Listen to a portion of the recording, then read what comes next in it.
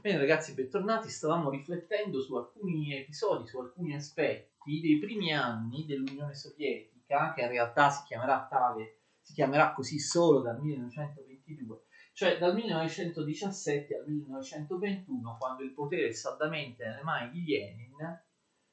eh, questa è il periodo, questo è il periodo delle guerre civili interne, ma corrisponde esattamente anche al periodo del cosiddetto comunismo di guerra, quell'economia assolutamente fallimentare di cui abbiamo parlato nelle scorse lezioni. Abbiamo anche visto che ci fu la guerra con la Polonia, 1920-1921. L'indipendentismo polacco e il nazionalismo polacco non potevano accettare il tentativo da parte della Russia sovietica di inglobare nuovamente la Polonia che peraltro era stata dichiarata indipendente dai trattati di Parigi, no, del 1919, però abbiamo visto, non dobbiamo dare in questo caso tutta la colpa alla Russia bolscevica, perché fu il governo polacco nazionalista del generale Pilsudski, non so se riesco a scriverlo,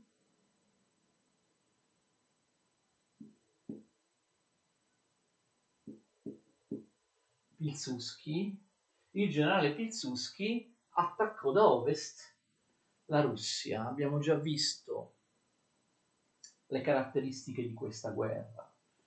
Il generale Pilsudski era un nazionalista, in seguito lui diventò il dittatore di destra della Polonia, d'accordo? Il nazionalismo polacco voleva riconquistare le zone dell'Ucraina perché non si capiva bene a chi dovesse appartenere l'Ucraina. Inizialmente le truppe polacche, lo ripeto, l'abbiamo già detto nelle lezioni passate, penetrano profondamente in territorio sovietico. Che cosa fa l'Armata Rossa, Trotsky, che certo è in grande affanno perché nello stesso momento, nello stesso periodo, deve anche combattere le Armate Bianche? Attenzione, Trotsky e l'Unione Sovietica non si limitano a respingere l'aggressione polacca.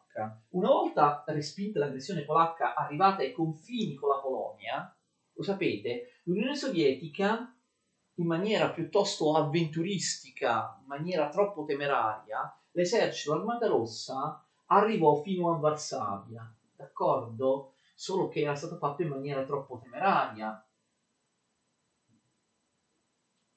Non vi erano i rifornimenti per l'esercito polacco si riorganizzò e quindi il fronte si rovesciò per la terza volta e i polacchi respinsero i sovietici in Ucraina. Poi fu fatto il trattato di pace nel 1921. Allora, due cose: c'è il nazionalismo polacco, e questo non l'ha inventato l'Unione Sovietica, ha subito un attacco dalla Polonia, questo non c'è dubbio, ma c'era anche il tentativo, attenzione, in quei primi anni di esportare il comunismo. Vi ricordate? Rivoluzione permanente.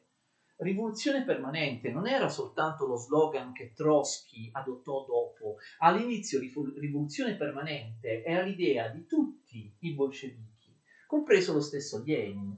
L'idea che, come aveva profetizzato Marx, il comunismo non potesse attecchire un solo paese, e quindi dall'Unione Sovietica immediatamente, il più presto possibile, il comunismo avrebbe dovuto espandersi nel resto d'Europa e nel resto del mondo, d'accordo?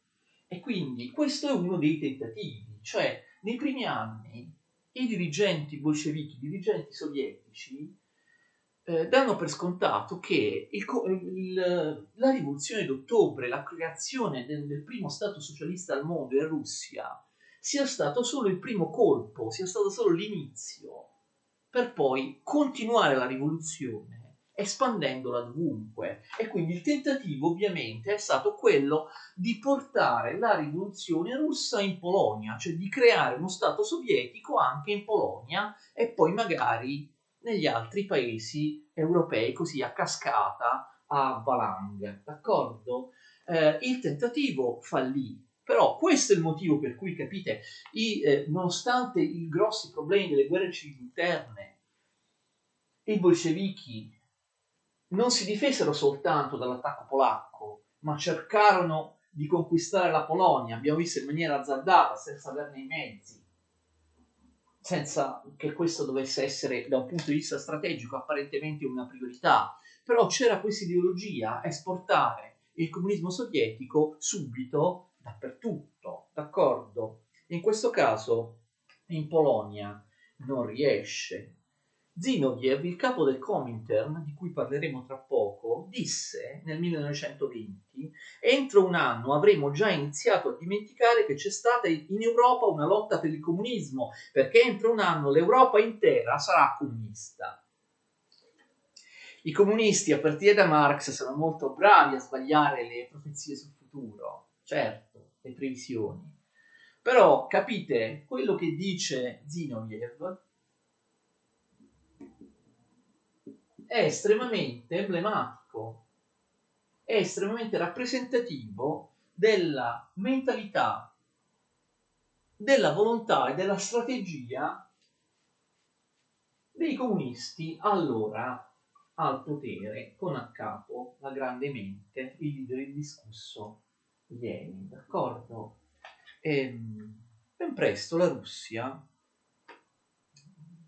si dotò anche di un'organizzazione apposita che avrebbe dovuto favorire, suscitare rivoluzioni negli altri paesi d'Europa e del mondo, il Comintern. Abbiamo già detto in una scorsa lezione come è organizzato il Comintern, inutile ripeterlo. Il Comintern, terza internazionale comunista, a differenza della seconda internazionale socialista, questa si chiama comunista. Tutti gli altri partiti comunisti in giro per il mondo sono del tutto sottomessi al Partito Comunista dell'Unione Sovietica. È un'organizzazione verticistica dove non c'è nessuna libertà, quindi vedete anche a livello di movimento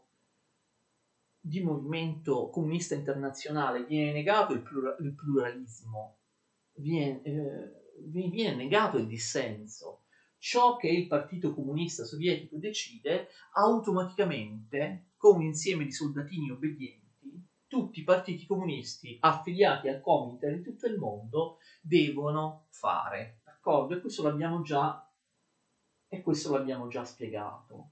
Allora, inizialmente questo serve a realizzare le rivoluzioni negli altri paesi, però ben presto, come studieremo nelle lezioni successive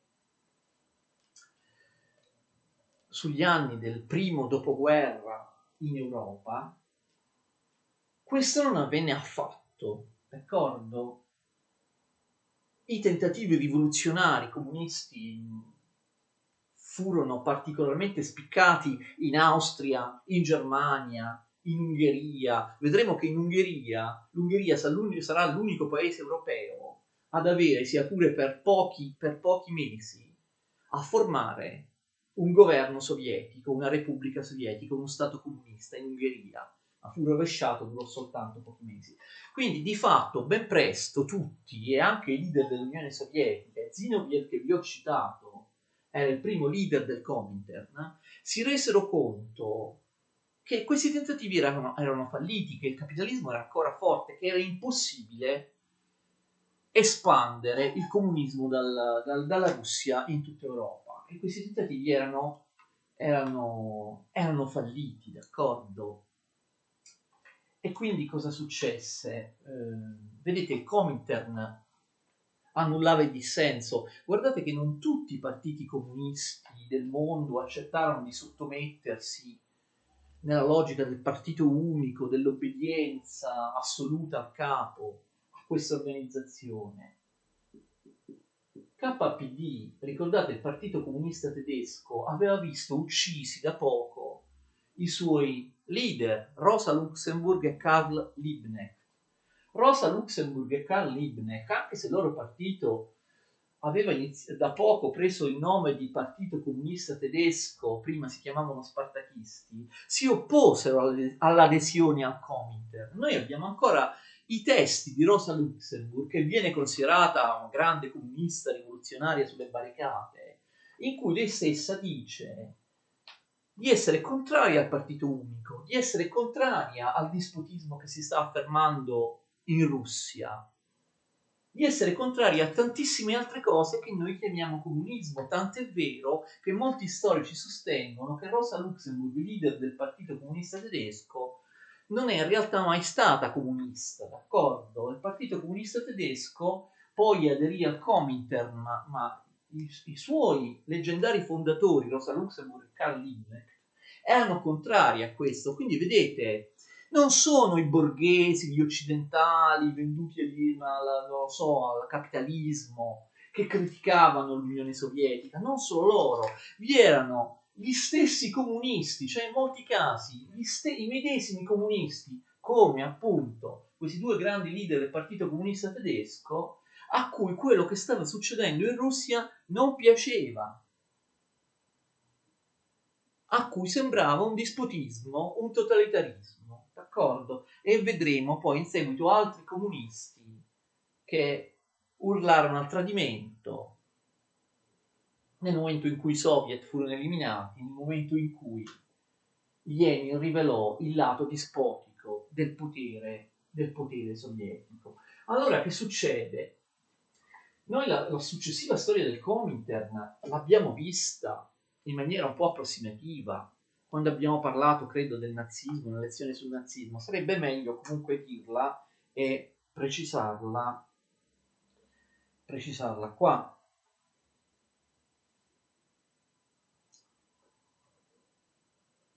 Il comunismo in un solo paese diventa la dottrina dell'Unione Sovietica. L'idea è che per il momento non è stato possibile espandere il governo sovietico fuori dalla Russia e quindi che cosa succede con un solo paese? Succede che l'idea è quella di rafforzare l'Unione Sovietica, cioè l'espansione della rivoluzione fuori dall'Unione Sovietica viene rimandata al futuro. Lo scontro finale, lo scontro decisivo tra il comunismo sovietico e l'Occidente capitalistico viene rimandato. L'idea è che bisogna per il momento rafforzare e rendere potente il paese leader, il paese guida, cioè l'unico paese rappresentato all'interno del Comintern che è un regime comunista, cioè l'Unione Sovietica. Cioè, capite, finiti i tentativi, frustrati i tentativi rivoluzionari, il Comintern diventa semplicemente un'associazione che appoggia gli interessi dell'Unione Sovietica, perché la cosa unica da fare per il momento è rafforzare in tutti i modi l'Unione Sovietica. Quando diventerà potente in futuro riuscirà a esportare la rivoluzione. Quindi cosa fanno gli altri partiti occidentali o del resto del mondo all'interno del Comintern? Fanno ciò che l'Unione Sovietica vuole. Spesso partiti comunisti all'interno del Comintern, del tutto soggiogati ovviamente alla struttura sovietica, porteranno avanti più gli interessi nazionali, più gli interessi particolari dell'Unione Sovietica, piuttosto che l'interesse del proprio paese, d'accordo? Partito Comunista Italiano, Partito Comunista Francese, Partito Comunista Tedesco, gli ordini che vengono dati loro dai vertici del Comintern saranno più che occuparvi della rivoluzione nel vostro paese che attualmente non è realistica, dovete favorire in tutti i modi gli interessi dell'Unione Sovietica che non è il vostro paese, capite? Quindi attenzione a questo. In realtà per espandere il comunismo si tenta di diffonderlo nelle colonie, visto che nei grandi paesi occidentali non ci si riesce. Quando studieremo la storia della Cina negli anni 20 o negli anni 30 vedremo, ma anche in Indocina, anche in altri posti, che l'Unione Sovietica dei primi anni e non solo venne considerata una fonte di ispirazione, un modello di libertà e di liberazione per tantissimi movimenti anticolonialistici, indipendentisti dei paesi occupati dalle potenze coloniali, in particolare in Cina. L'Unione Sovietica, il Partito Comunista dell'Unione Sovietica, appoggiò tutti questi partiti nelle colonie.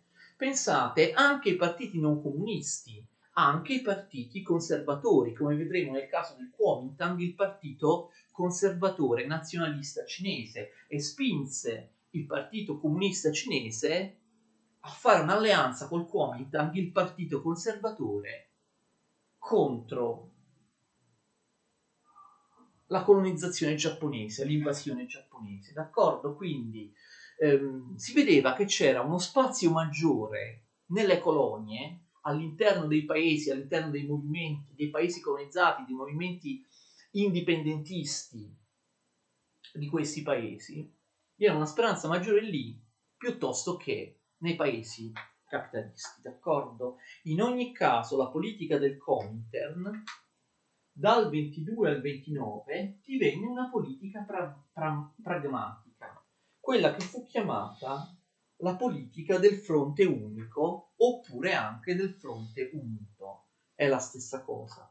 Socialismo in un solo paese significa che per il momento voi fuori dall'Unione Sovietica la smettete di cercare di fare la rivoluzione. Partiti comunisti del Comintern al di fuori dell'Unione Sovietica, che cosa dovete fare? Dovete cercare momentaneamente, perché la rivoluzione non la potete fare, è impossibile, è rinviata, di accordarvi con i partiti fratelli, diciamo con i partiti socialisti, con i partiti socialdemocratici, per cercare di fare delle riforme a favore dei lavoratori, oppure per prendere il potere, attenzione, in maniera democratica, legalitaria, vincendo le elezioni. D'accordo? Quindi una politica che abbandona l'idea di rivoluzione, una politica assolutamente di compromesso, molto molto realistica, molto molto pragmatica. Capite? Le condizioni attuali ci consentono di fare soltanto questo. E quindi questo avviene in molti paesi, per esempio il Partito Comunista Tedesco si allea alle elezioni con il Partito Socialdemocratico tedesco e riescono a sfiorare la maggioranza assoluta. D'accordo? Quindi questa è la prima fase, diciamo, della politica estera sovietica gestita dal Comintern, d'accordo? Poi che cosa succede? Nel 1935, lo vedremo parlando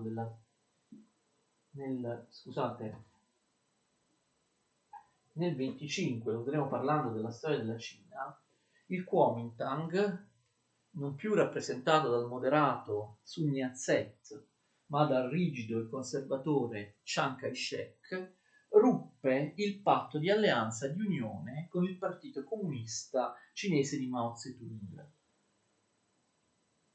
Quindi l'Unione Sovietica e il Comintern pensano di poter riattivare un'idea rivoluzionaria. Questo avviene soprattutto con la crisi del 29 e la Grande Depressione, con un ragionamento che si rivelerà poi fallace. L'Unione Sovietica e il Comintern, che praticamente sono la stessa cosa, il Comintern è schiavo dell'Unione Sovietica, pensano che con la crisi, il crollo di Wall Street e la successiva Grande Depressione degli anni 30 si stiano riaprendo degli spazi per poter realizzare vittoriosamente la rivoluzione socialista nei paesi dell'Occidente e comunque in tutto il mondo. E quindi la politica di fronte unico della collaborazione diventa una politica di non collaborazione. Dal 29 al 35 la linea del Comintern è molto dura, addirittura viene chiamata socialfascismo, cioè i partiti comunisti, a differenza del periodo precedente, vengono spinti dall'Unione Sovietica, obbediscono l'Unione Sovietica, il Comintern, i vertici del Comintern, che sono i vertici dell'Unione Sovietica, capite, ordinano, e tutti i membri del Comintern obbediscono, devono assolutamente abbandonare l'alleanza con socialisti e socialdemocratici, restare da soli è cercare di fare la rivoluzione, d'accordo? Addirittura, al contrario di prima, socialisti e socialdemocratici vengono criminalizzati. Per questo si chiama la dottrina del socialfascismo. Per quanto sembri incredibile, il vero nemico dei partiti comunisti del Comintern in questo periodo diventa l'insieme dei partiti socialisti e socialdemocratici, che secondo loro hanno tradito Marx, si sono imborghesiti.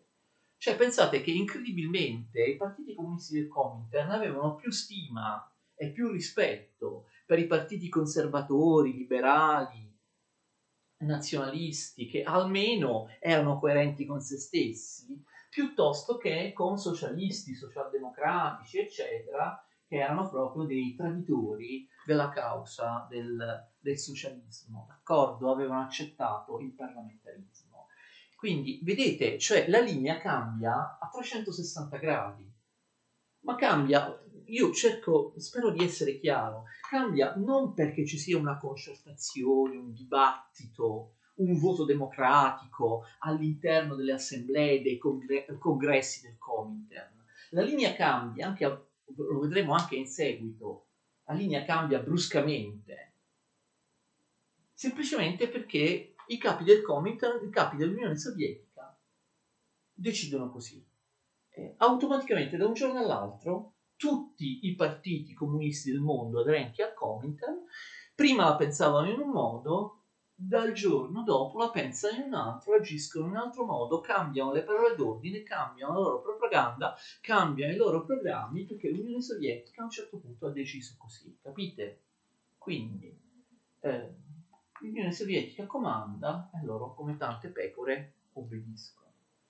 L'idea del socialfascismo, dell'opposizione ai socialisti, socialdemocratici, l'idea dura e pura di ricominciare a lottare per una rivoluzione violenta, per una trasformazione socialista della società, è un'idea fallimentare. In questo stesso periodo vanno al potere molti regimi di estrema destra, tra cui ovviamente il più importante all'inizio del 1933, quello di Adolf Hitler in Germania. È la responsabilità è prima di tutto di chi fa le cose, cioè dei nazisti, però una responsabilità comunque indiretta appartiene anche a chi impedisce a qualcun altro di fare le cose. Ora, staccandosi, capite, dal fronte antifascista, i partiti comunisti del Comintern aiutano i fascismi, perché i partiti liberali, i partiti cattolici, i partiti di centro, che volevano coalizzarsi, combattere insieme contro i fascisti, contro i nazisti, contro l'estrema destra, sono indeboliti perché non hanno l'appoggio dei partiti comunisti, d'accordo? Classico il caso della Germania, lo vedremo nelle lezioni su Hitler e sul nazionalsocialismo. In Germania succede che Hitler facilmente avrebbe potuto non andare al potere. Perché?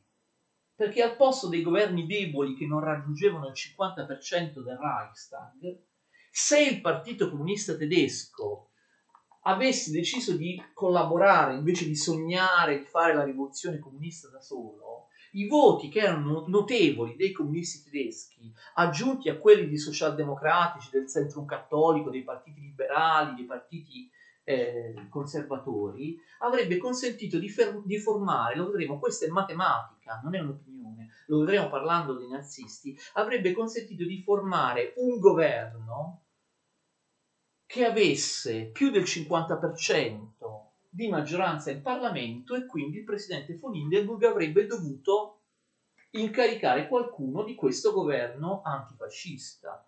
Non volendo collaborare, i comunisti fecero sì che il fronte antifascista non raggiungesse la maggioranza in Parlamento, e quindi aiutarono la nomina pienamente legale di Hitler a cancelliere, a primo ministro. Ma questo anche in altri paesi, che non è che il nazismo è l'unico paese, la Germania è l'unico paese che diventa nazista, in cui viene instaurata una dittatura di destra negli anni 30. Molti altri paesi, soprattutto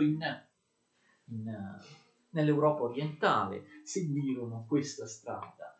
Quindi questa idea di non collaborazione, socialfascismo, eccetera, si rivelò fallimentare, indebolì le forze antifasciste, privò queste forze del contributo dei partiti comunisti e facilitò la presa di potere dell'estrema destra. Nessun paese in Europa si trasformò in un regime socialista, ma molti in realtà si dettero delle dittature conservatrici o naziste, nazifasciste. Quindi si capì, insomma, l'errore, si capì troppo tardi l'errore e si ritornò, capite, i dirigenti del Comintern prendono una decisione, tutti i partiti seguono, no? Non c'è quasi mai qualcuno che si ribella e dice ah ma no, ma questa strategia è sbagliata, eccetera. Seguono come dei soldatini obbedienti. Quindi, dal 1935 si apre un nuovo periodo del Comintern dal 35 al 39 che è del tutto simile a quello che abbiamo visto dal 22 al 29. Cioè è il periodo cosiddetto dei fronti popolari oppure dell'unità antifascista. Vedete, ogni volta la politica del Comintern viene completamente ribaltata. L'idea è che purtroppo la strategia precedente non ha funzionato, ha favorito l'arrivo dell'estrema destra al potere. Adesso, per evitare un'ulteriore espansione dell'estrema destra, dicono i capi del Comintern, tra i quali, attenzione, vi era l'italiano Palmiro Togliatti. Palmiro Togliatti ebbe un ruolo importantissimo nel comunismo internazionale, leader del Partito Comunista Italiano, espatriato a Mosca, fu per moltissimo tempo uno dei capi del Comintern, amico intimo di Stalin. Allora dissero dobbiamo unirci con tutti, con tutte le forze antifasciste, non soltanto con socialisti e socialdemocratici, con i partiti di sinistra, diciamo, più moderati, riformisti, ma anche eventualmente con partiti liberali, con partiti conservatori, con chiunque voglia combattere il fascismo, così facciamo argine contro il fascismo e il nazismo. Finalmente viene riconosciuto che il capitalismo borghese o il socialismo liberale è il male minore rispetto al nazifascismo. L'avessero fatto prima, magari avrebbero ottenuto qualche buon risultato a favore della democrazia. Questa politica di unità antifascista viene chiamata, politica del Comintern, anche politica dei fronti popolari, perché dovunque sia possibile i partiti comunisti di ciascun paese si presentano uniti alle elezioni con le forze antifasciste, non solo quelle di sinistra, ma anche eventualmente quelle liberali. Questa politica ottiene dei successi. Infatti, nel 1936 i fronti popolari, con partiti di sinistra, socialdemocratici, vari, compresi i comunisti, vincono democraticamente le elezioni sia in Spagna sia in Francia. Quindi vedete, la politica dei fronti popolari fa andare al potere la sinistra o comunque coalizioni riformiste, coalizioni alternative al mondo reazionario, al mondo fascista. Purtroppo tutti e due questi fronti popolari caddero. Quello di Léon Blum in Francia, lo vedremo nelle successive elezioni, cadde da solo perché ci fu una gravissima crisi economica, insomma l'opera del Fronte Popolare francese, di quel governo che aveva vinto le elezioni del 1936, fu molto sfortunata e quindi poi la Francia si ribellò e ci furono nuove elezioni e la sinistra perse il potere. In Spagna sapete perché il Fronte Popolare repubblicano purtroppo fallì, perché ci fu il colpo di Stato, il pronunziamento da parte del generale Franco con una successiva guerra civile in cui Franco, il Mussolini spagnolo e la sua fazione detta della Falange, appunto in una guerra civile, rovesciò, ribaltò e represse purtroppo lo schieramento repubblicano che aveva vinto democraticamente nel 1936 e proclamò un regime fascista in Spagna. Quindi vedete che gli esiti del Fronte Popolare sono limitati nel tempo. Purtroppo questa politica bisognava farla da prima, nel 1935, nel 1936 era già tardi, d'accordo? Bisognava impedire a Hitler di arrivare al potere, perché poi Hitler intervenne nella guerra civile in Spagna a favore di Franco direttamente con il suo esercito. E quindi, vedete, molte cose vanno diversamente rispetto a quello che i capi bolscevichi pensavano. Se vogliamo approfondire anche molte idee che gli Lenin e i bolscevichi avevano sulle classi sociali in Russia, sulle trasformazioni da fare in Russia,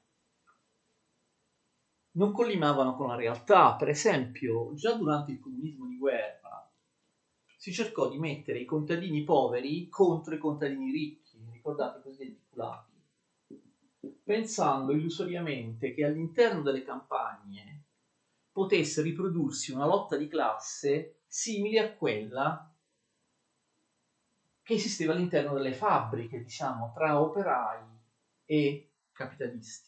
Ma nelle campagne non è così. Nelle campagne sovietiche non c'era veramente un dissidio di classe tra contadini poveri e contadini ricchi.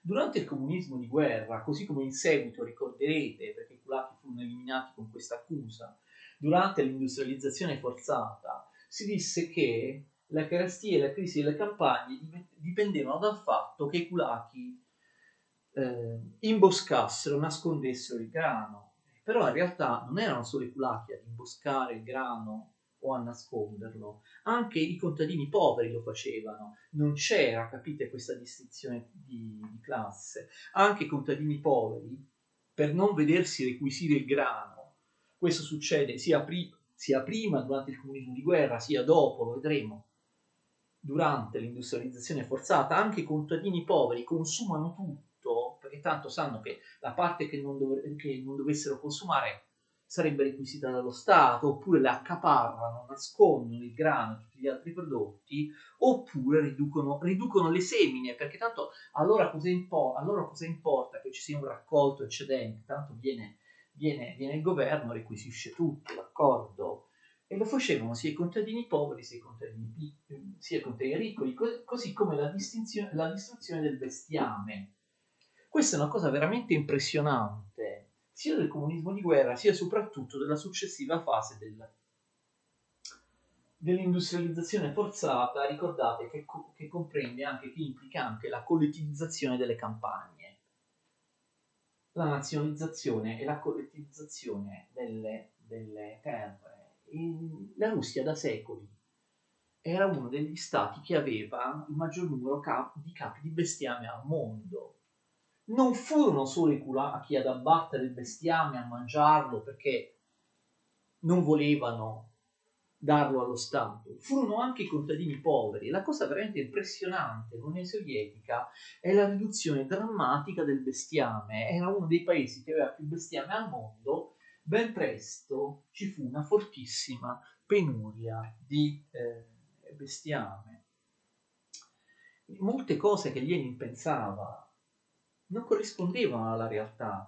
Lenin voleva, ricordate che anche la rivoluzione d'ottobre fu fatta su un impianto simile, Lenin voleva costruire un'unità di intenti tra contadini e operai, ma questa unità di intenti tra contadini e operai non ci fu mai.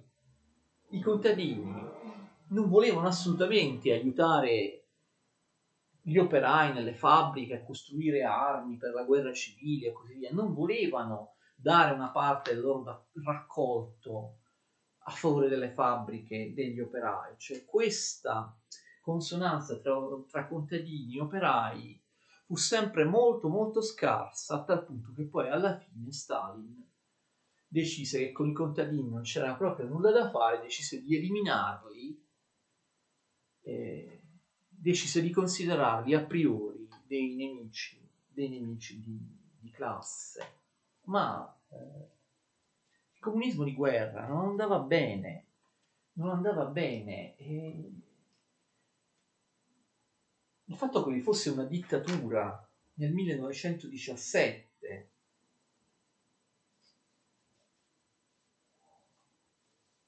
nel 1918 e così via, ripeto, non veniva sostenuto solo dai borghesi, dai liberali, dai capitalisti occidentali. Nel febbraio 1918 a Pietrogrado vi furono grandi scioperi, ma questo si realizzò, ci furono scioperi anche nel 1921. Le classi operaie non erano d'accordo con quello che stava succedendo sotto il governo di Lenin. Lenin, col comunismo di guerra e il disastro economico, stava perdendo il consenso delle classi operaie, che quello non fosse il vero comunismo, il comunismo che si era sperato all'inizio della rivoluzione.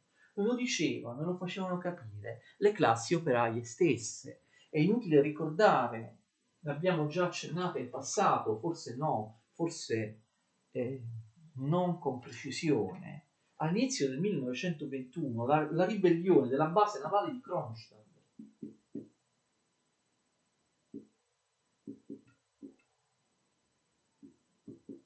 La base navale di Kronstadt era importantissima perché è una base enorme con decine di migliaia di marinai, con tantissime navi. La base navale di Kronstadt era stata sin dall'inizio a favore dei bolscevichi, della rivoluzione di ottobre, quindi rappresenta proprio uno dei nuclei originali, anche simbolicamente importanti, della presa di potere bolscevica dei primi periodi del governo bolscevico. E guardate che gli operai di Kronstadt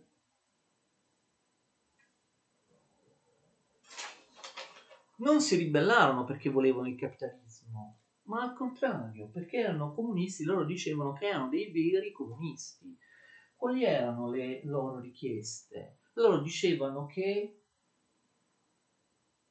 erano contrari al sistema a partito unico, d'accordo? Volevano la libertà di pensiero e di stampa, volevano che fossero riformati i soviet che Lenin aveva eliminato, erano contrari al regime a partito unico, d'accordo? Quindi che il regime comunista dell'Unione Sovietica fosse un regime dittatoriale che negava ogni libertà, lo dicevano le classi operaie stesse che si ribellavano, d'accordo? Non ci fu alcun dialogo, alcuna possibilità di dissenso. Lenin fece sterminare in maniera crudelissima i ribelli di Kronstadt, d'accordo? Perché secondo Lenin tutti i problemi dell'economia che pure Lenin avvertiva che esistevano, dovevano, secondo lui, essere risolti solo ed esclusivamente all'interno del partito unico, all'interno del partito comunista. Non era possibile la partecipazione, il dissenso, il dibattito con qualche entità, come in questo caso la base navale di Kronstadt, che si mettesse contro, che fosse al di fuori del partito comunista, d'accordo? E ora Lenin capisce che le cose non vanno e passa alla NIEP. Ne abbiamo parlato nelle scorse lezioni, che cos'è la nuova politica economica dal 1921 fino al 1928. D'accordo? Coloro che dicono che il dispotismo, l'autoritarismo sovietico dipende dalle guerre civili e comunque era giustificato dalla necessità di vincere le guerre civili contro le armate bianche, dovrebbero presentare come argomenti a loro favore il fatto che magari finite le guerre civili nel 1921, per esempio nell'anno 1922, l'ultimo anno in cui Lenin fu in buona salute, vi sia stata una democratizzazione, no? Un allentamento un allentamento del dispotismo, dell'autoritarismo, che se è vero, come certi dico, l'autoritarismo, il dispotismo era spiegabile, era giustificabile per motivi emergenziali, perché c'erano le armate bianche, bisognava a tutti i costi vincere le guerre civili. Nel 22 le guerre civili sono finite, noi assistiamo ad una democratizzazione, a una maggiore liberalizzazione, a un ritorno in qualche modo ai motivi libertari degli esordi del bolscevismo e della rivoluzione bolscevica, oppure ad un aggravarsi del dispotismo? Avete indovinato, ad un aggravarsi del dispotismo. Moltissime decisioni che vanno nel senso della dittatura più assoluta da parte degli eni e del partito avviene durante gli anni della NIEP, dove i pericoli, le guerre civili non ci sono più, dove dove l'economia si riprende. Kamenev, Zinoviev, Bukharin a favore della NIEP, dell'arricchimento nelle campagne. Bukharin dice contadini arricchitevi. A differenza di quanto pensavano i bolscevichi, però non si arricchiscono tutti i contadini, ma si arricchiscono soprattutto quelli ricchi, che diventano sempre più ricchi, kulaki, ma quando c'è la libertà di mercato, insomma, è sempre così. Ci sono i Niepmen, vi ricordate, i nuovi ricchi della Niep, ok? C'è una democratizzazione durante la Niep? Cioè, assolutamente no. Durante la Niep viene istituito il partito unico. Prima ufficialmente non era così. Tutti gli altri partiti sono messi fuori legge. Non solo, nel 1922 moltissimi esponenti dei social rivoluzionari del partito contadino vengono condannati a morte. Non solo, ma vi sono repressioni e fucilazioni anche all'interno del partito. Non siamo nell'epoca di Stalin, siamo nell'epoca di Lenin.